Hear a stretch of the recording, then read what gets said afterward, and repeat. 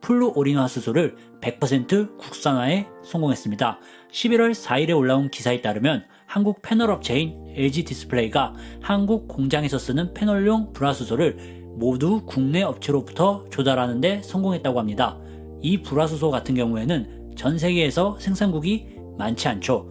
그중 점유율이 가장 높은 국가가 약 70%로 일본이었고 나머지 중국, 대만, 인도, 러시아, 미국 정도였는데 한국은 일본에서 90% 이상 수입하는 정말 의존도가 높았고 일본에 한국 3개의 소재를 수출 제재할 당시 가장 문제가 된다고 했던 것이 바로 이 불화수소였었는데요. 물론 다른 소재들 역시도 일본 의존이 굉장히 높았지만 특히 이 불화수소 때문에 비상 걸린 국내 업체들이 많았죠.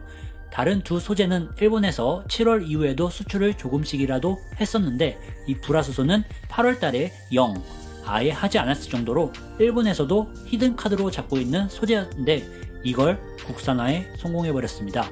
물론 아직 순도는 일본을 따라잡지 못했습니다. 그렇기 때문에 일본이 생산하는 불화수소랑 동등하다고 말할 순 없지만 이제 순도를 높이는 건 시간 문제이고 양산에 성공했다는 것 자체가 많이 따라잡았다고 말할 수 있겠죠. 일본 의원이 트위터에 글을 올렸는데 한국은 곤란하기는커녕 몇 개월 만에 개발 성공, 이른 시장은 두 번 다시 돌아오지 않는다. 정치가 경제에 참견하다니 위험국이 된 일본, 시장을 잃고 있는데 한국의 품질은 낮다 라고 정부를 옹호하는 분들 몇 달 안에 이 정도 왔음을 감안하면 정말 낮은 기술이었다고 해도 금방 추월할 만한 실력을 가지고 있다고 생각하지 않고서는 뭐든 잃을 수 있습니다. 정말 나라를 생각하고 계신가요? 한국의 기술은 아직 낮거나 시장을 무시하는 반론을 쓰는 분들 대부분이 혐한이라는 녀석들이죠. 이런 사람들의 의견에 정치가 좌우되고 있습니다. 결과적으로 일본은 타격 있지 않겠습니까?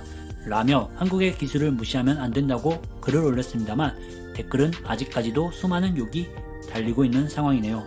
아직도 수출 규제 시에 타격이 큰 소재들을 하루라도 더 빨리 국산화 혹은 수입국 변경을 검토해서 리스크를 최대한 줄여야 다음에 또 있을 수출 규제에 대비할 수 있지 않을까 생각됩니다.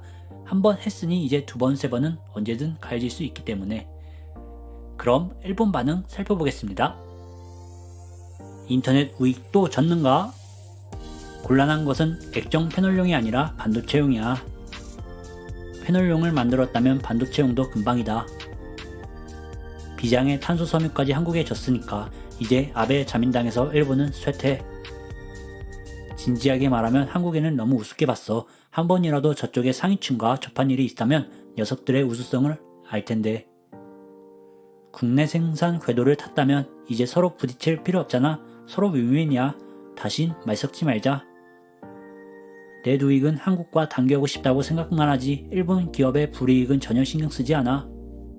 그토록 돈으로 일본인 기술자를 사겠으니 5년이면 충분히 나름대로 기술력을 축적시켰을 거야.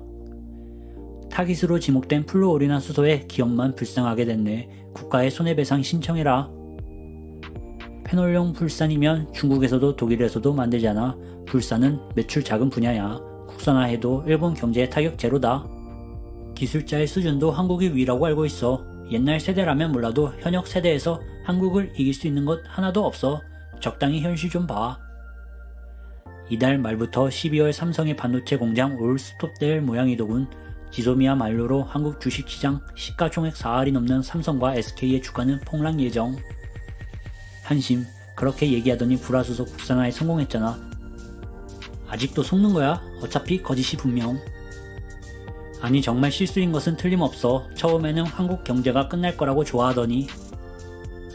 한국도 만들기는 하겠지만 99.9999% 순수한 것을 만들 수 있는 나라는 일본뿐. 반도체는 그만큼 순수한 것이 필요하지. 전체적으로는 아직 일본이 훨씬 위지만 뭐 할 말이 없네. 실제로 그토록 투자를 했는데 결국 슈퍼컴퓨터 등도 중국에 뺏기고 이제 수출 99.9% 줄어든 일본 맥주업체만 피해본 거네. 제대로 발표를 했으면 좋겠는데 국산화는 무슨.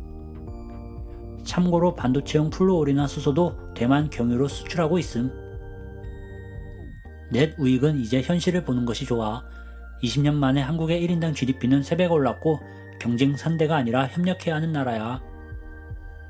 한국 시장만 사라지고 다른 시장에서도 이제 한국과 경쟁해야 되니까 일본에는 아무 효험도 없는 조치였지요.